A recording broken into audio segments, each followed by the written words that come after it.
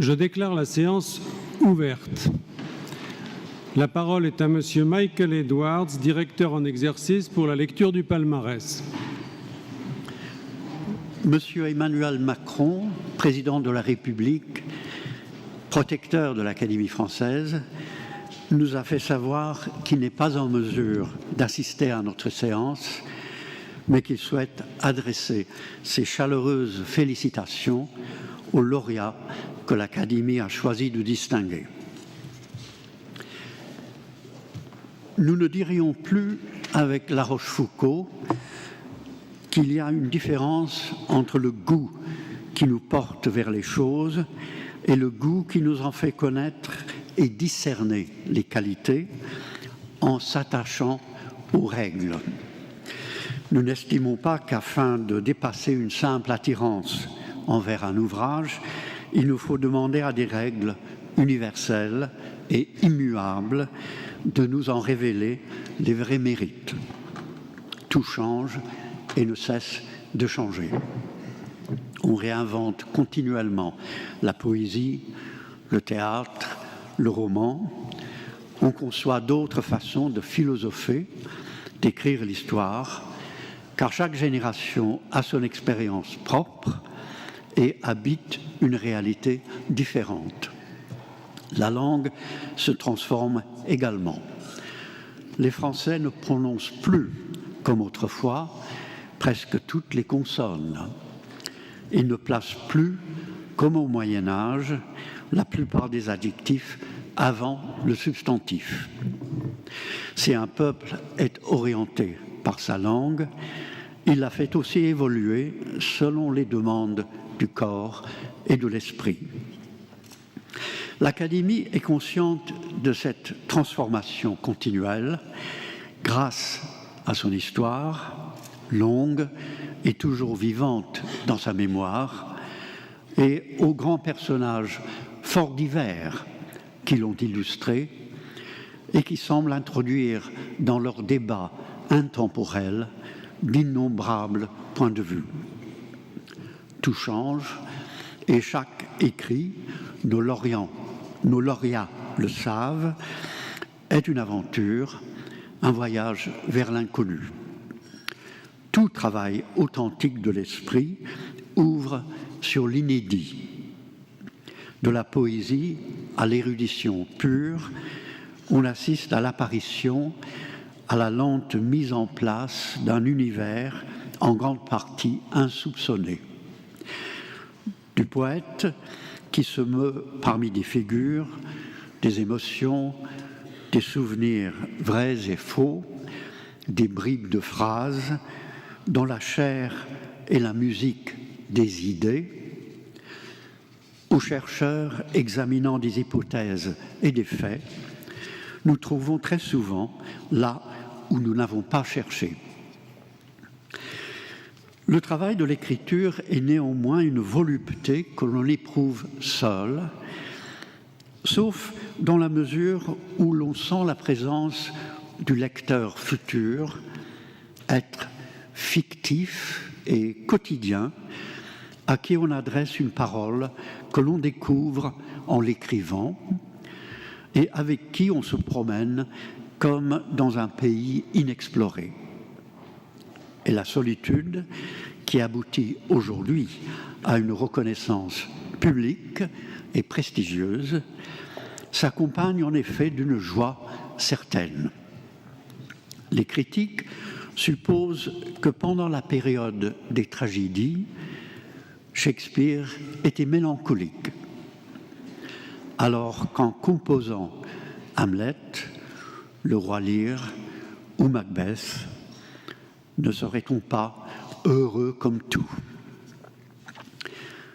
Si, en écrivant, on s'expose à l'inconnu, la même occasion s'offre aux lecteurs et à ceux qui lisent afin d'attribuer des prix. En dressant son palmarès, l'Académie, comme tout juge, tout critique, se remet en question et accepte, devant le réellement nouveau, de modifier ses critères. Juger, c'est poursuivre son apprentissage. Les lauréats nous font ainsi beaucoup de bien et nous leur en sommes reconnaissants. Nous accueillons avec plaisir toutes ces personnes qui nous ont impressionnés et éclairés.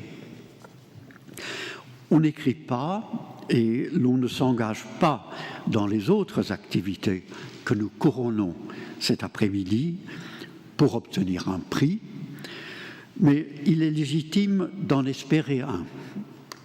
Les tragiques grecs, après avoir sondé, disons, la gloire, l'horreur, le mystère de la condition humaine, dans de longues trilogies et de la manière la plus sérieuse, concouraient pour un prix dans les Dionysies. Saint Paul courait, selon une image tirée des jeux grecs, pour recevoir le prix du salut et exhortait tout chrétien à suivre son exemple. Nous, qui ne sommes immortels que provisoirement, comprenons bien l'aspiration à la reconnaissance hic et nunc. La lecture de notre palmarès constitue, pour les lauréats comme pour l'Académie, une heure de satisfaction après un travail accompli. Nous sommes ravis de partager avec eux, sous la célèbre coupole, ce moment solennel, unique, presque irréel, moment qui nous rapproche également du monde de Richelieu, Mazarin, Louis XIV. Ici, le déchirement encore sensible de la Révolution se trouve apaisé, non pour rappeler pour encourager la nostalgie de l'Ancien Régime, mais pour rappeler la difficile persistance de la France. C'est aussi un moment bien ancré dans la réalité et qui nous conduira vers la réception de notre secrétaire perpétuel et vers le champagne. Voici donc notre palmarès. Les lauréats des Grands Prix voudront bien se lever à l'appel de leur nom et nous les applaudirons chacun à la fin de son éloge. Grand Prix de la francophonie, Monsieur Tierno Moninambo.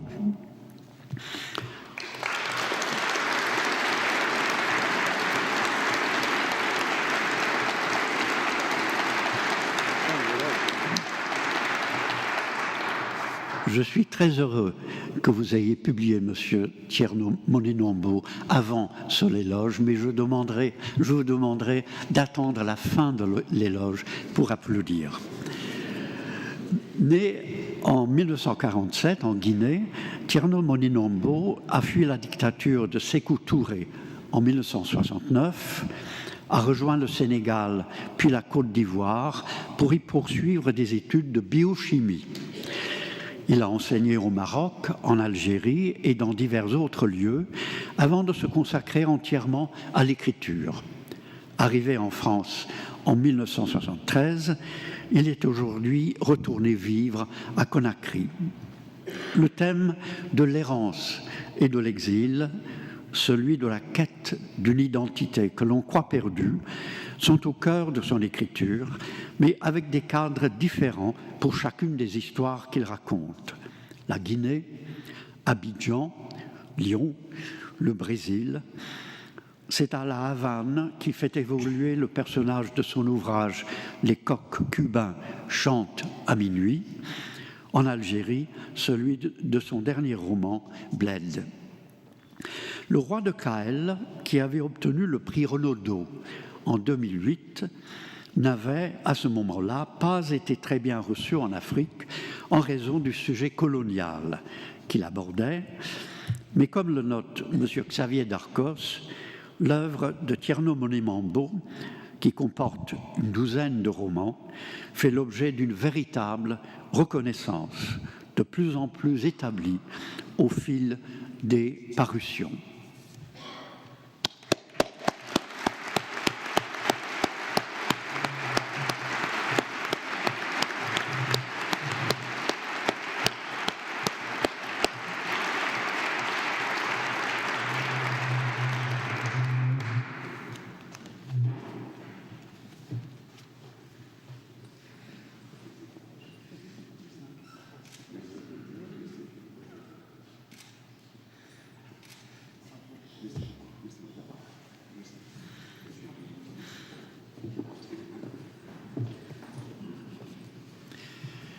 Grande médaille de la francophonie, M. François Boustany. Cardiologue né au Liban et installé en France, François Boustany a eu une initiative remarquable, créer un site où les cardiologues puissent accéder en langue française à ce qui se fait de mieux dans leur discipline. Trop souvent, dans les domaines scientifiques, on se contente du matériau en langue anglaise sans se soucier du fait que la compréhension subtile et approfondie des praticiens est indispensable à l'exercice optimal de leur art. Notre lauréat, comme nous l'indique M. Amin Malouf, n'a pas cédé à cette facilité. Qu'il en soit chaudement remercié.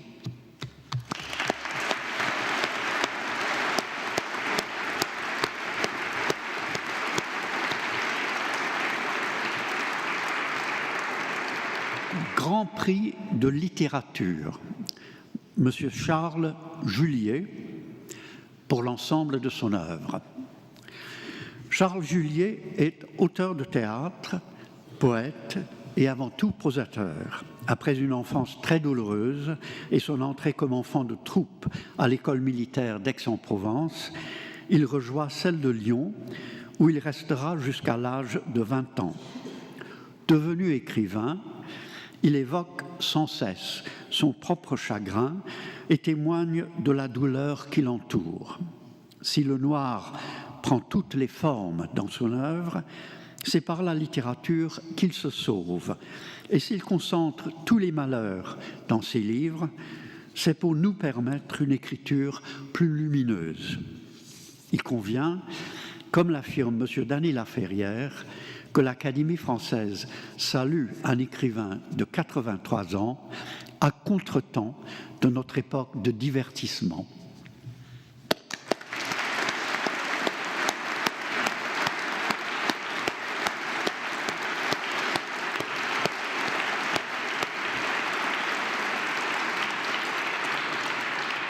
Grand prix de littérature Henri Gall, prix de l'Institut de France, M. Benoît Dutertre, pour l'ensemble de son œuvre.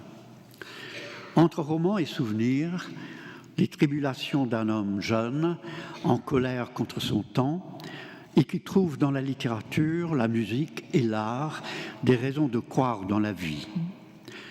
Joyeux, mélancolique, iconoclaste, d'une grande sensibilité, le dernier roman de Benoît Dutertre, Livre pour adultes, qui pourtant lui a été inspiré par la mort de sa mère, est aussi une réflexion sur la vieillesse, le temps qui passe et les bonheurs enfuis. Benoît Dutertre évoque ses rencontres avec la veuve de Darius Milhaud, auquel, musicologue, il voue un véritable culte. C'est une promenade attachante, comme le remarque M. Jean-Marie Roire, enchanté par le style, plein de sensibilité et de culture, où l'auteur déambule dans sa vie passée comme dans un véritable roman, et qui est représentative de l'œuvre entière, partagée entre romans familiaux ou autobiographiques, écrits sur la musique et essais nostalgiques.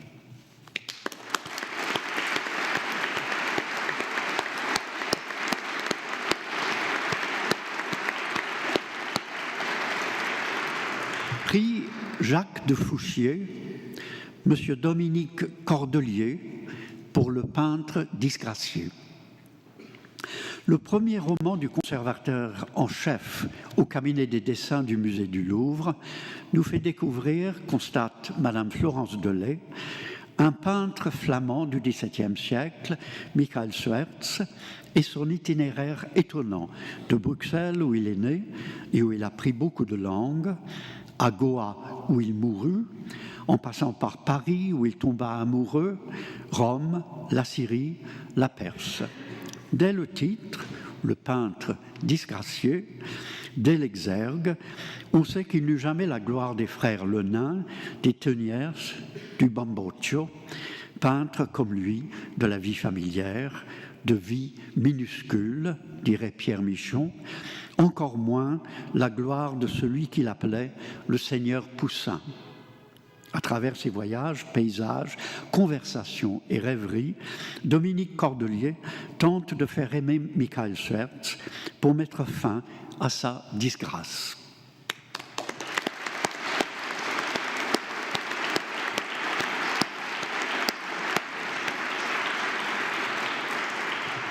Grand prix du roman, M. Daniel Rondeau pour Mécanique du chaos.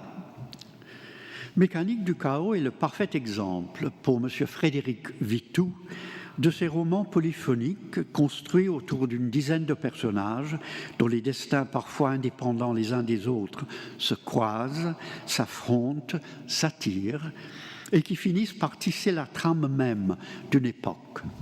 Pour l'occasion de tripoler à Malte ou des arcanes des ministères parisiens au territoire perdu de la République du côté de Corbeil, Daniel Rondeau, en mettant en scène ces personnages tous parfaitement individualisés et dessinés, donne à son roman un souffle romanesque peu commun.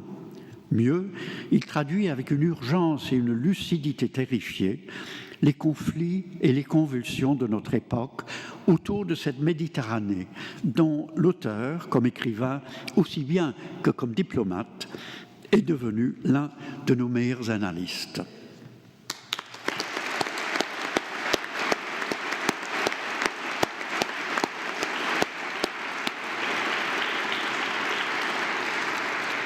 Prix de l'Académie française Maurice Genevoix, M. Nicolas Mariot pour Histoire d'un sacrifice, Robert, Alice et la guerre. Robert Hertz était un jeune sociologue avant la guerre de 14, normalien, agrégé de philosophie, disciple préféré de Durkheim et l'un des plus brillants de sa génération. Il s'était fait remarquer notamment par un livre très original sur la prééminence de la main droite.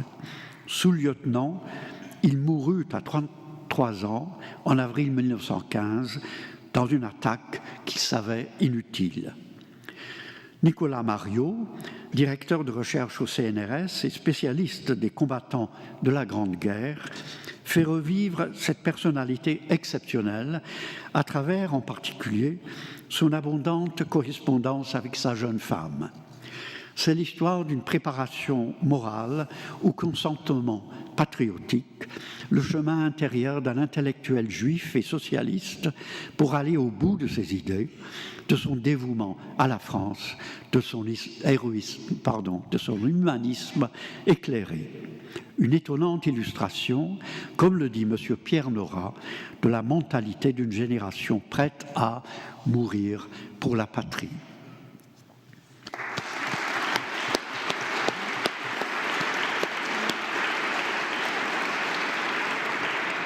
Grand prix Hervé Deluenne, M. Daniel Maximin. Daniel Maximin est un romancier, poète et essayiste français, né à Saint-Claude, à la Guadeloupe, en 1947. Il fut pendant longtemps le directeur littéraire des éditions Présence africaine et il continue à produire sur France Culture l'émission Antipode. En 1989, il devint directeur régional des affaires culturelles de Guadeloupe et fut chargé en 1997 d'organiser la célébration nationale du 150e anniversaire de l'abolition de l'esclavage. Daniel Maximin a été de 2000 à 2005 conseiller au ministère de l'Éducation nationale, mission pour les arts et la culture, tout en animant la rédaction de Rive-Neuve Continent, une revue des littératures de langue française. Il a ensuite rejoint l'inspection générale du ministère de la Culture et de la Communication. Il fut commissaire général de 2011, l'année des Outre-mer, puis nommé délégué général à l'Action culturelle internationale des Outre-mer auprès de l'Institut français. Constamment engagé au service de la culture de langue française dans l'Outre-mer, Daniel Maximin mérite comme l'affirme M. Xavier Darcos, la reconnaissance de l'Académie.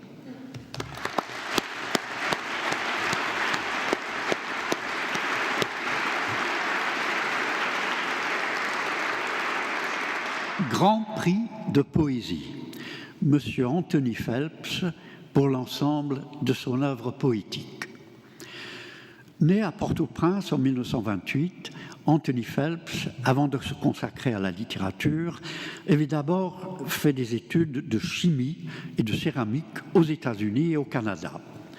Avant d'être contraint de fuir Haïti en raison des nombreux séjours en prison que lui valut son engagement contre la dictature, il avait fondé le groupe Haïti Littérature et la revue Semence.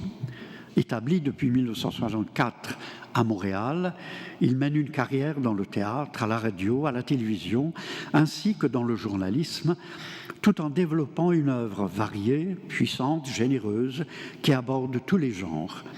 Traduite dans de nombreuses langues, elle obtient de grandes récompenses internationales, dont 2 fois le prix de poésie Casa de las Américas de Cuba.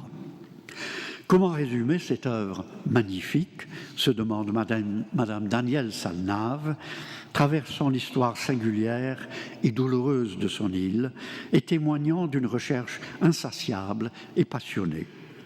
Ce surréaliste caribéen puise toutes ses ressources dans l'oralité, dans les modulations d'une voix colorée, musicale, dont le rythme dicte sa scansion au poème.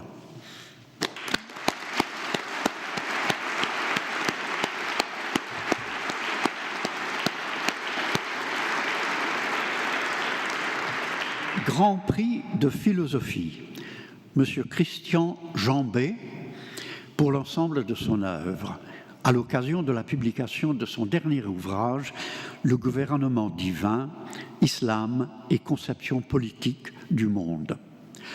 Agrégé de philosophie, directeur d'études émérite à l'École pratique des hautes études, où il reprit la direction d'études sur l'islam chiite et la pensée persane de son maître Henri Corbin, Christian Jambet s'est imposé, nous assure M. Jean-Luc Marion, comme l'un des meilleurs, sinon le premier, des spécialistes français de cette tradition philosophique. Il lui consacra ses premiers travaux scientifiques, la logique des orientaux et la grande résurrection d'Alamut. S'ensuivit un ensemble impressionnant d'études sur et de traduction de Molla Sadra, dont l'acte d'être, le caché et l'apparent, mort et résurrection en islam et se rendre immortel, suivi de la traduction du traité de la résurrection de Molla Sadra Shirazi. Tous ces travaux, menés par un authentique philosophe et pas seulement un philologue, s'appliquent, à la suite de ceux d'Henri Corbin, à souligner la dimension spirituelle, voire contemplative et eschatologique d'une figure d'un islam trop souvent confondu avec son rival, l'islam sunnite.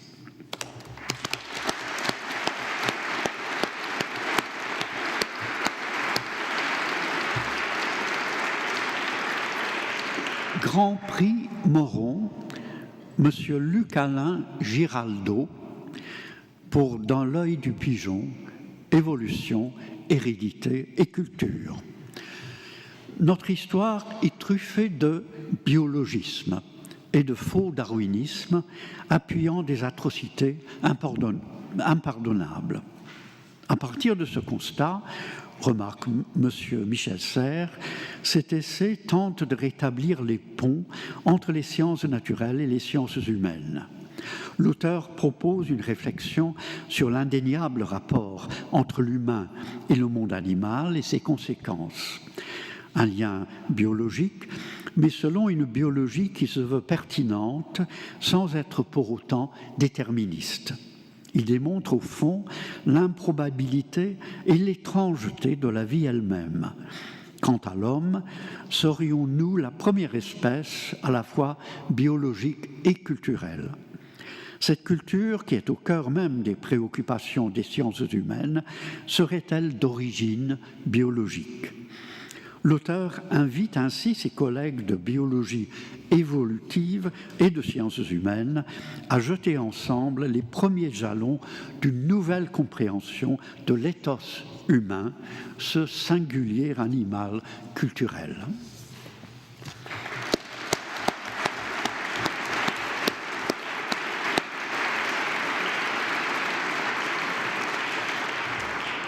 Grand prix Gobert, M. Jean-Pierre Rioux, pour « Il m'ont appris l'histoire de France » et l'ensemble de son œuvre.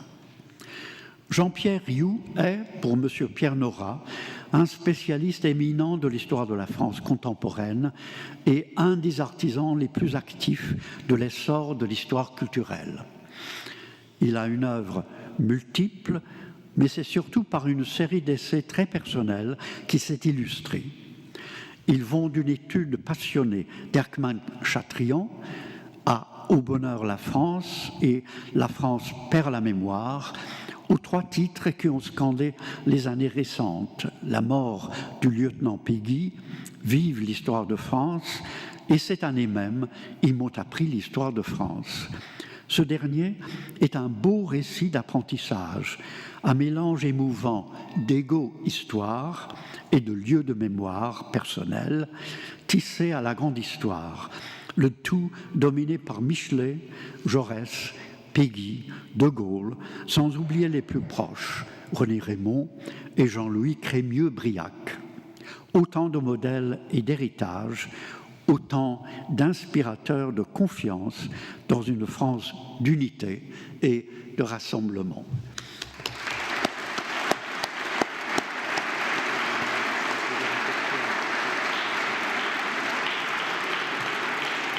Prix de la biographie littéraire, M. Marc Hersan pour Saint-Simon. Marc Hersan nous retrace le destin exceptionnel d'un homme qui, promis seulement à la succession de son père, se transforme en héros d'une cause perdue, la défense de la dignité ducale. Il devient ainsi le recréateur d'un monde et l'un des plus grands écrivains de langue française, écrite avec sérieux et passion, constate Madame Danielle Salnave. Cette biographie ne cache pas l'immense admiration de son auteur pour l'art des portraits, la violence d'évocation, la puissance de formule qui traverse les 100 000 pages des mémoires. La biographie de Marc Hersan devient ainsi, dans sa brièveté et sa concision, le passeur indispensable d'un des monuments de la littérature française. Nous avons besoin aujourd'hui que se diffusent largement des ouvrages de cette sorte qui peuvent donner à un large public le désir de découvrir ou de redécouvrir une œuvre dont la dimension peut parfois effrayer et l'aider à y entrer.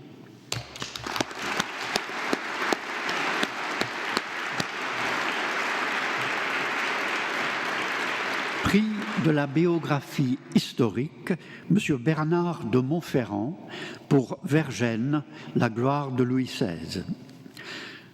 En écrivant une biographie de Vergennes, ambassadeur et ministre de Louis XVI dont l'œuvre a été balayée par la Révolution et le souvenir éclipsé par celui de Talleyrand, c'est à une réhabilitation historique que s'emploie l'auteur, diplomate lui-même.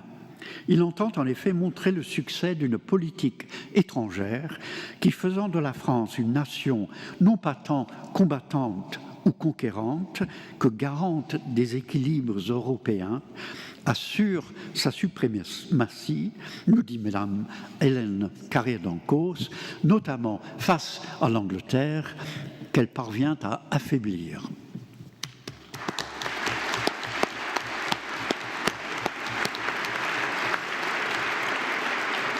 Prix de la critique, M. Jean-Yves Pouilloux pour l'art et la formule. Ce livre séduit, nous dit Mme Florence Delay, par la sincérité du ton, qui n'est ni celui d'un émérite de l'université, ni celui du spécialiste reconnu de Montaigne et de Rabelais. C'est celui d'un lecteur qui ressent l'urgence d'ouvrir les portes de la perception, Blake, repris par Huxley, en faisant communiquer entre elles des œuvres apparemment éloignées qui, personnellement, l'ont touché. Je ne sais ce que je vois qu'en travaillant, disait Giacometti, qu'en écrivant, semble dire des inventeurs aussi différents que Proust, Paulan, Queneau, Michon. Ou encore ne savoir que par le sentir. Et c'est la très belle fin du livre, sentir les arbres plutôt que les phrases, le tremble qui tremble, le charme qui charme, le frêle, frêle et léger, et moi, dit l'auteur, non moins frêle et fragile, mais pesant et terrien.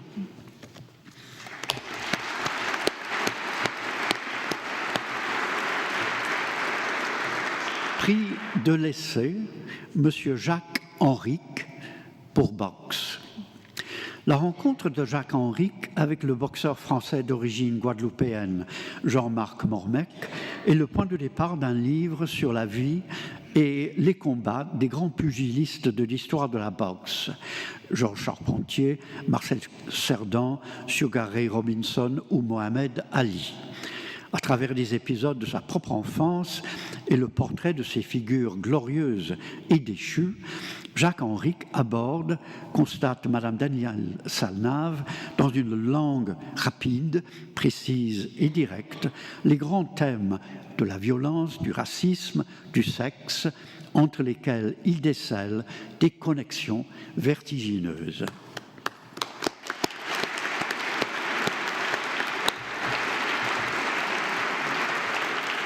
Prix de la nouvelle, Madame Claire Veillère pour Une poule rousse et autres nouvelles. Les 5 nouvelles de ce recueil sont puissantes, nous assure Monsieur Daniel Laferrière, et décrivent un univers qu'on nous raconte de moins en moins souvent. C'est un monde boueux de gens qui passent leur temps dans le sous-sol de la vie. Ils n'arrivent à avoir aucun contact avec le monde extérieur, encerclés qu'ils sont par un monde plus riche, plus puissant, définitivement hors de leur portée. Ils n'ont pas l'air de chercher à y entrer, mais quand parfois cela arrive, ils s'y accrochent jusqu'à la mort. La première nouvelle est une œuvre ronde, forte et juste. C'est par les animaux que le lien se fait entre les puissants et les faibles. Une poule rousse, un cheval, un loup. Dans cet univers où les personnages ont tant de mal à respirer, la prose de Claire Veillère nous touche au poumon, ce qui permet au cœur de prendre des vacances.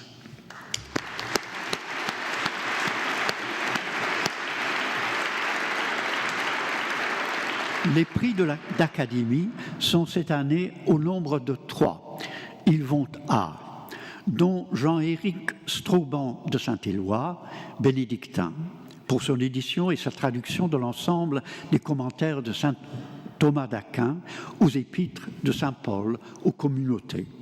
C'est une remarquable entreprise qui aboutit cette année, après plusieurs autres volumes, à donner enfin une traduction scientifique des commentaires de textes bibliques par saint Thomas d'Aquin. Ainsi se trouve rééquilibré, comme le dit M. Jean-Luc Marion, notre appréciation d'un auteur qui consacra la meilleure partie de son temps à la méditation des Écritures et à leur spiritualité.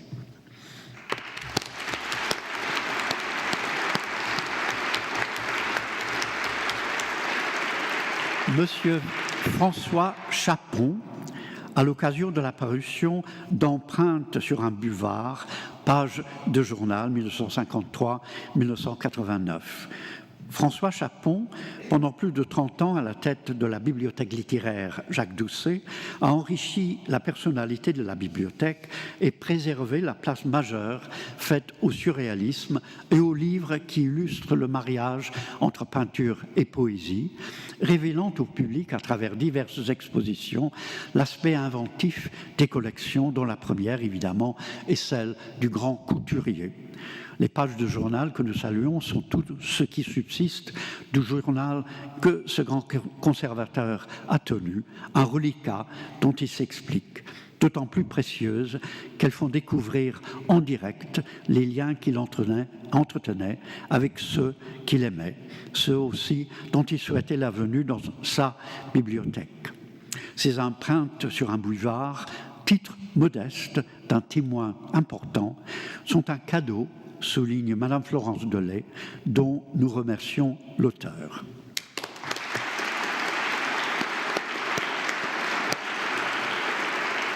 Monsieur Dominique Noguez pour l'ensemble de son œuvre. L'œuvre de Dominique Noguez, comme le remarque monsieur Pierre Rosenberg, est inclassable. Ce normalien, agrégé de philosophie, a touché à tous les genres littéraires. Des romans, Amour noir, qui a obtenu le prix féminin, des essais, Les Trois Rimbaud, qui font vivre le poète jusqu'en 1937, des écrits sur le cinéma expérimental français et américain, et de beaux récits autobiographiques. Une année qui commence bien, parue en 2013. Il est d'une lecture à la fois captivante et touchante. Il y a chez Dominique Noguez une curiosité toujours en éveil et surtout un non-conformisme revigorant, un souci constant d'éviter les ornières de la routine.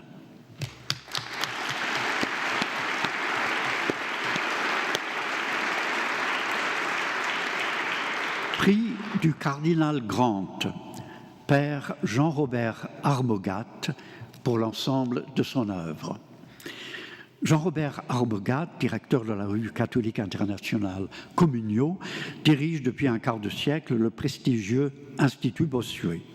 Il a été éditorialiste au Figaro et prêtre séculier, prédicateur à Notre-Dame. Il a mené toute sa carrière de chercheur à l'École pratique des hautes études. Son rayonnement international et ses talents linguistiques ont fait de lui une référence absolue. Extraordinaire érudit, selon l'expression de M. Jean-Luc Marion, il a réédité maints auteurs essentiels, parcourant tous les XVIIe et XVIIIe siècles. L'Académie honore une figure exceptionnelle de prêtre, d'universitaire et de savant.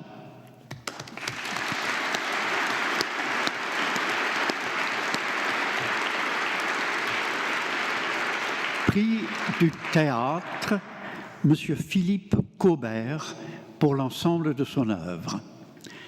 Il est rare, comme le note Mme Florence Delay, de pouvoir saluer un homme qui, à lui seul, incarne l'aventure théâtrale, puisqu'il est acteur, auteur, metteur en scène, et qu'il écrit les pièces qu'il joue depuis qu'il a créé en 1981 au Festival d'Avignon, La danse du diable.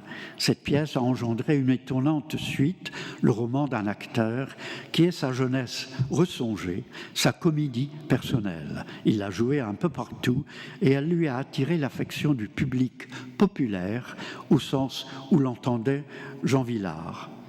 Philippe Cobert fut premièrement comédien, un des piliers du Théâtre du Soleil, dirigé par Ariane Noujik. Dans la vie, Philippe Cobert est un homme passionné, un citoyen qui n'hésite pas à dire ce qu'il pense. De cela aussi, nous le remercions.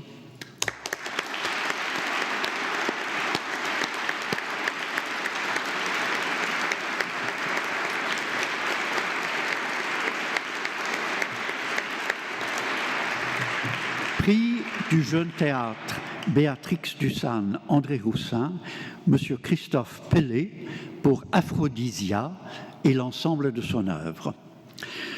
On peut raccorder le théâtre de Christophe Pellet, qui se détache en France du peloton des jeunes dramaturges, au théâtre de la cruauté, cher à Antonin Artaud.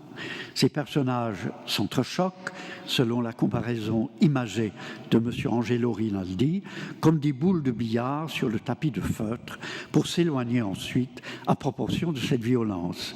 C'est qu'ils ont découvert dans leurs interlocuteurs défauts et vices qui vont en même temps déceler chez eux-mêmes.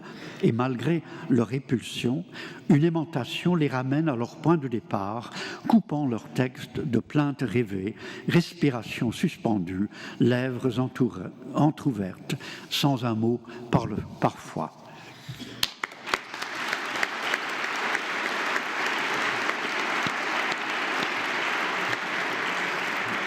Prix du cinéma René Clair, M. Stéphane Brisé, pour l'ensemble de son œuvre cinématographique.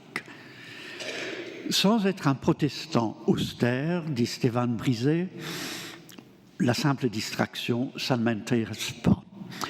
Je veux d'abord être vrai. Né à Rennes en 1966, Stéphane Brisé construit de film en film une œuvre, nous dit Madame Danielle Salnave, puissante, discrète, originale. Dès ses premiers films, Je ne suis pas là pour être aimé, puis Mademoiselle Chambon, il est remarqué pour sa manière à la fois lente, silencieuse et forte de capter des moments où le réel dévoile ses lois et les rapports humains, leurs enjeux.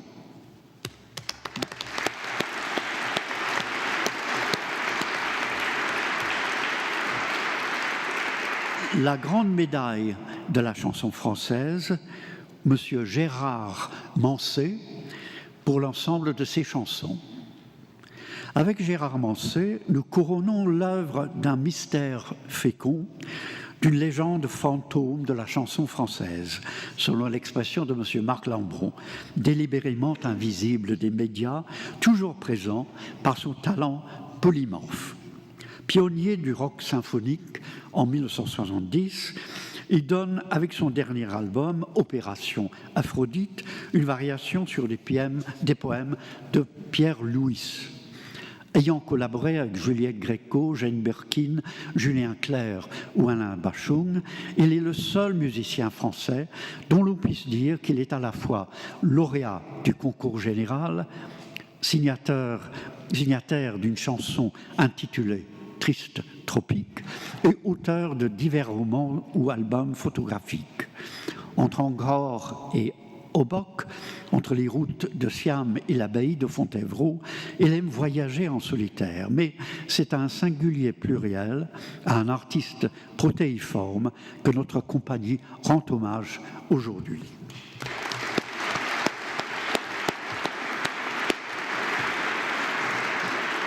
L'Académie attribue cette année 4 prix du rayonnement de la langue et de la littérature française. Ils vont à Madame Bérénice Angremy.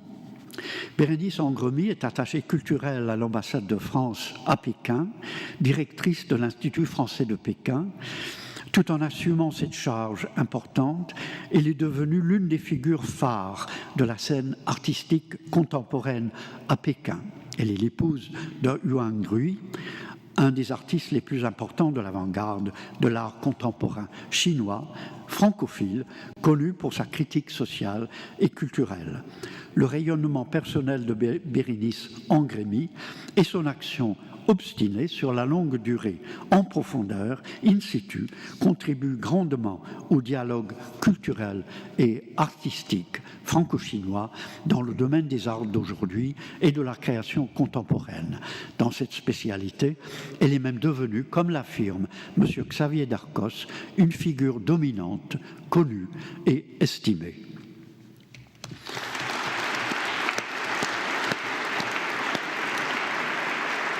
Monsieur Yannis Kurtsakis, romancier et essayiste grec, grand connaisseur de la France et de la civilisation européenne, Yannis Kurtsakis parle des rapports entre la Grèce et le reste du continent, affirme monsieur Amin Malouf, avec une voix empreinte d'inquiétude, de générosité et d'infinie sagesse.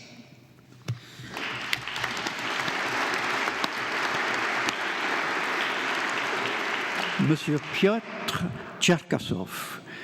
Piotr Tcherkassov, que nous présente Madame Hélène Carrère-d'Ancos, est un historien russe qui a depuis de longues années consacré son œuvre aux relations diplomatiques entre la France et la Russie du XVIIe siècle à nos jours.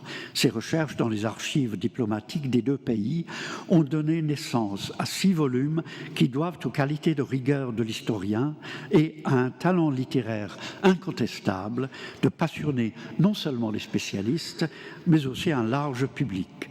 En même temps que Piotr Tcherkassov était distingué par l'Académie, il était élu à l'Académie des sciences de Russie.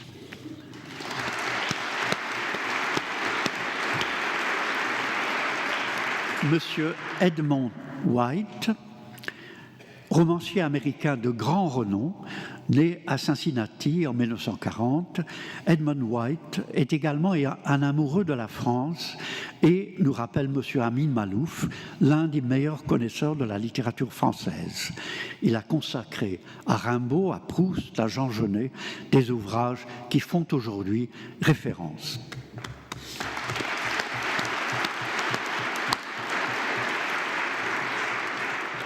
Après les grands prix viennent désormais les prix de fondation.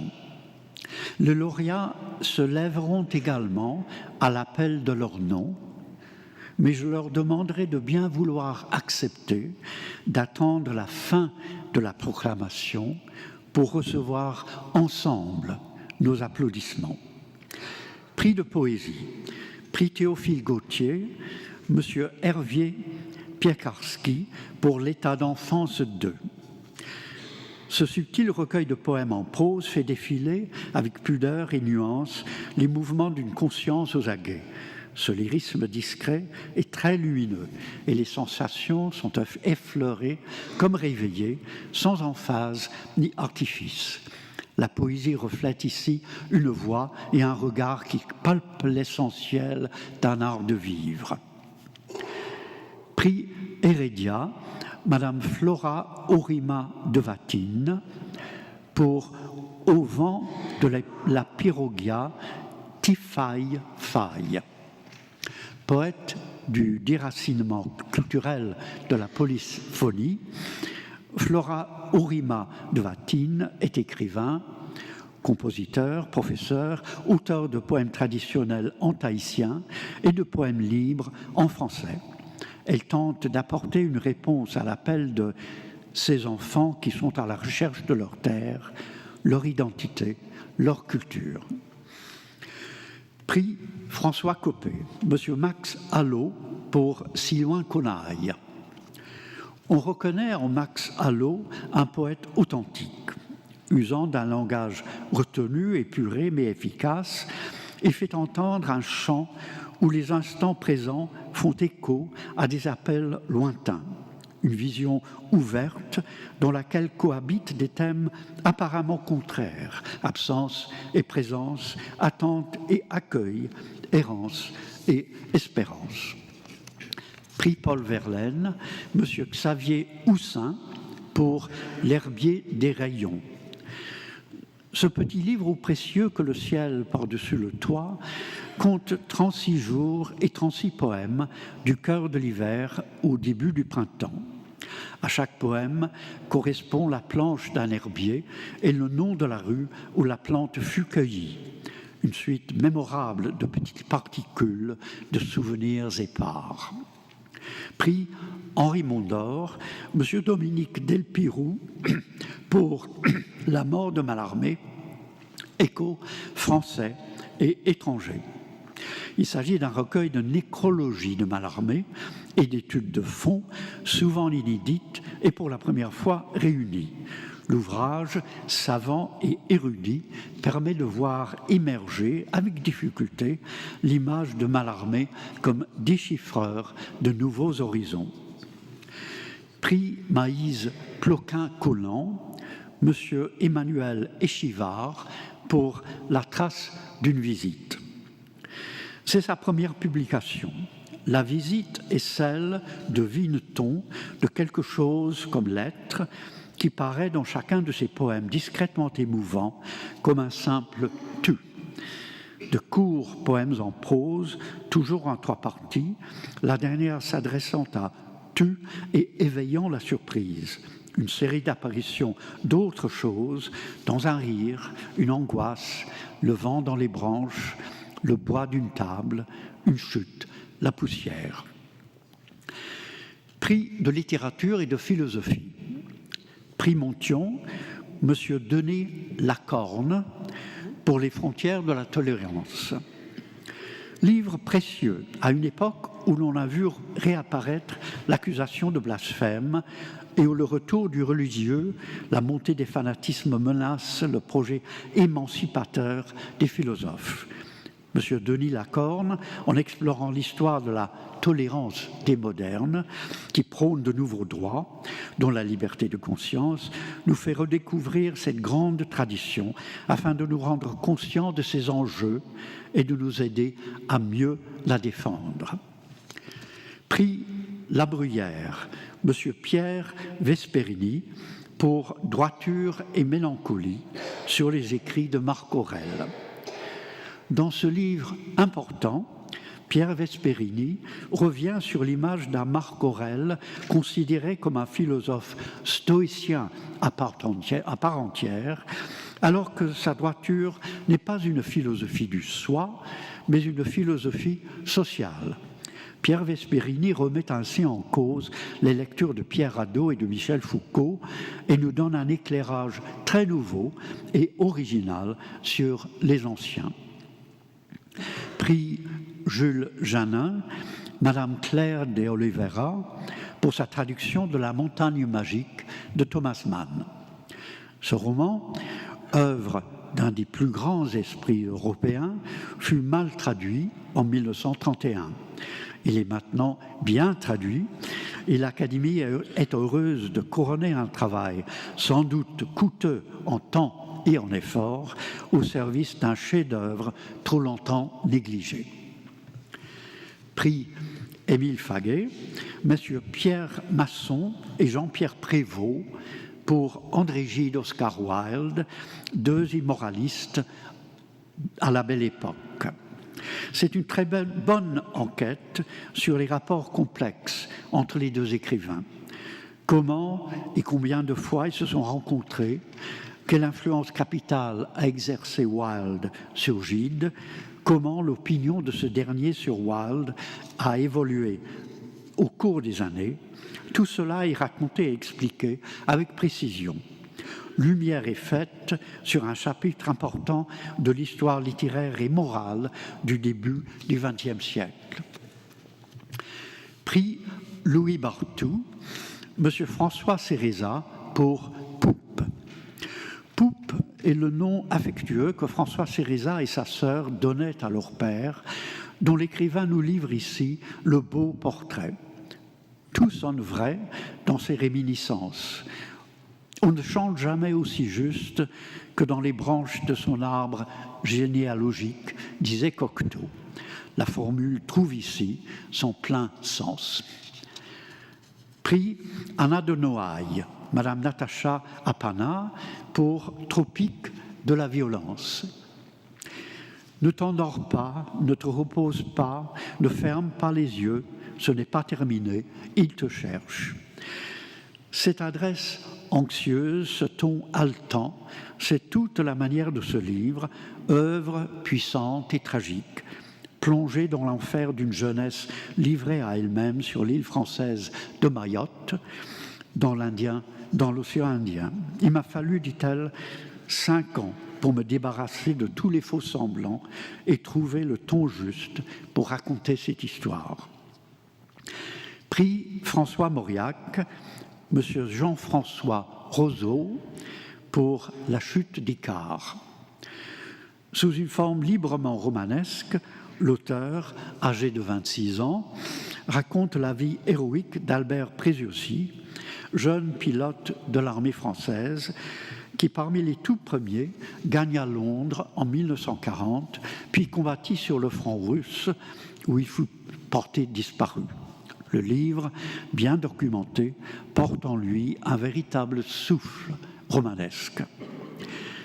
Prix Georges Dumézil, Monsieur Louis-Jean Calvé, pour La Méditerranée, mère de nos langues. Louis-Jean Calvé retrace ici plus de 1000 ans, 3000 ans de l'histoire linguistique de l'espace méditerranéen à travers les contacts, les conflits et les échanges entre les mondes latins, byzantins et musulmans. Il tente de construire une méthodologie globalisante par une passionnante approche pluridisciplinaire qui associe les points de vue de la sociolinguistique, de l'écologie des langues et des politiques linguistiques. Prix Roland de Jouvenel, M. Stéphane Lambert pour Avant Godot. Stéphane Lambert raconte comment Beckett s'est arrêté dans les musées de l'Allemagne nazie devant 2 tableaux de Caspar David Friedrich, dont 2 hommes contemplant la Lune, qui est entrée dans la Genèse en attendant Godot. Nombre de citations soutiennent l'étonnante et émouvante filiation ou croisement de vie. Prix Huyghe, Révérend Père Michel Corbin pour la doctrine augustinienne de la Trinité. C'est un remarquable commentaire, presque linéaire, de chaque chapitre du De Trinitate, avec un regard comparatif sur le De Trinitate d'Hilaire de Poitiers. Il constitue l'accomplissement du parcours d'un grand théologien et savant connaisseur de la pensée médiévale qui mérite largement une récompense. Prix Pierre Benoît, M. Stéphane Malter pour La Grande Guerre de Pierre Benoît. L'anthologie de l'expérience de guerre de Pierre Benoît est précédée d'une importante introduction qui rappelle en détail et chronologiquement ce qu'a vécu le jeune écrivain, sa mobilisation dans un régiment béarnais, la longue marche jusqu'à Charleroi et son repli jusqu'aux alentours de Provins, l'expérience des tranchées à Craonne et au chemin des Dames. Ces précisions permettent non seulement de suivre dans les lettres le quotidien de ceux qui sont au feu, mais de lire aussi en arrière-plan des romans et des quelques nouvelles qui terminent l'ouvrage, l'écho plein de gravité de ce traumatisme de 14. Prix Jacques Lacroix, M. Christian Laborde pour La cause des vaches. Il s'agit d'un essai vigoureux, voire pamphlétaire, pour dénoncer le calvaire que nous affligeons, en particulier aux vaches, à l'heure où l'animal cesse d'être un animal pour ne devenir qu'une machine à lait et à viande. Un magnifique plaidoyer. Prix d'histoire. Prix Guizot, M. Pierre-François Souiri, pour Moderne sans être occidental, aux origines du Japon d'aujourd'hui. Pierre-François Souiri, professeur d'histoire japonaise à l'Université de Genève, porte un regard subtil, original, éclairant sur la modélisation du Japon, où l'on découvre qu'elle a commencé plus tôt qu'on ne le croit d'ordinaire et dans un autre état d'esprit. Médaille du prix Guizot, M. Dominique Julia pour Le voyage au sein, les pèlerinages dans l'Occident moderne, 15e, 18e siècle. L'auteur retrace la longue histoire du pèlerinage et insiste sur quelques parcours, tels Saint-Jacques de Compostelle, à la fois traditionnels et modernes. Son ouvrage, passionnant, jette un éclairage précieux sur les pratiques religieuses de l'Europe et sur les inquiétudes spirituelles de nos contemporains. Prix Thiers, M. Patrick Barbier, pour Voyage dans la Rome baroque, le Vatican, les princes et les fêtes musicales.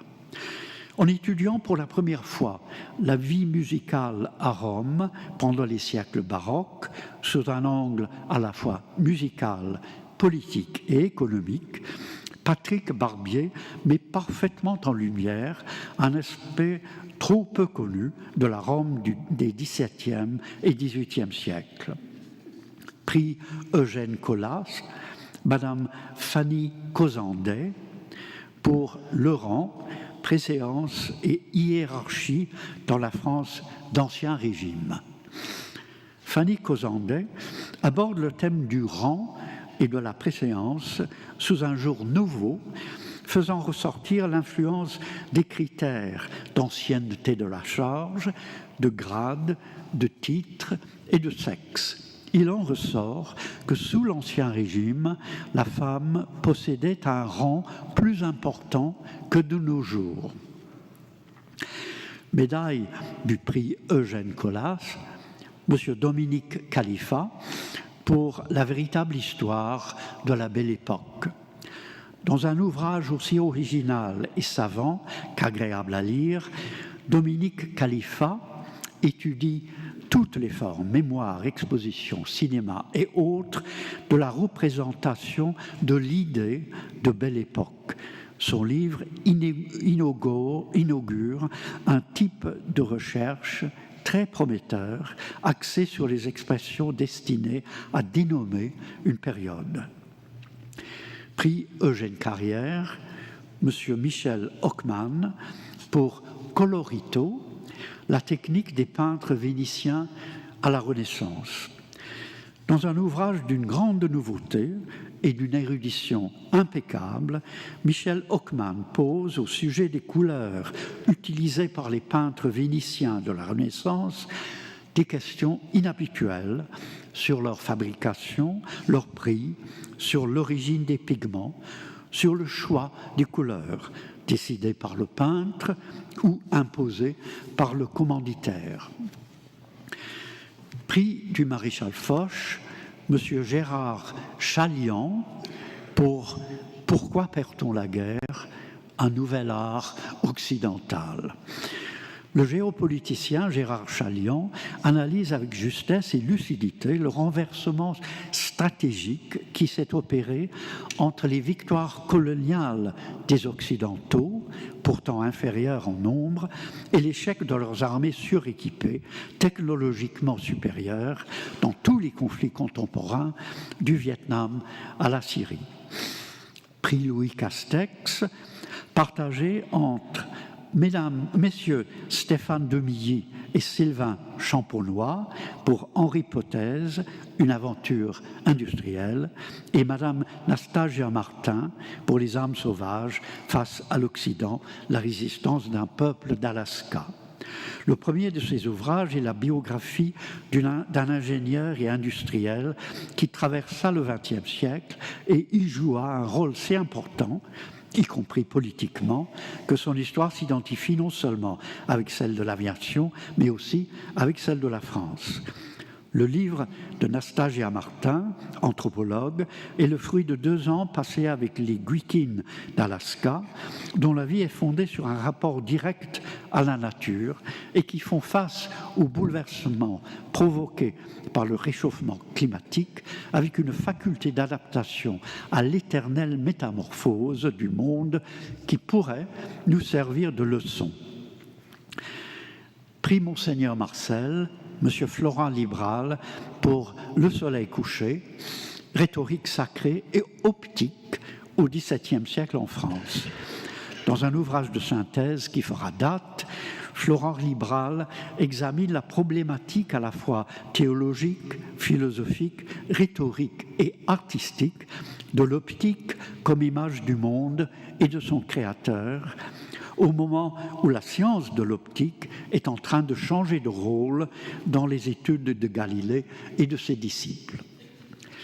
Médaille du prix Monseigneur Marcel, Madame Édith Garnier, pour Guillaume du Bellay, l'ange gardien de François Ier.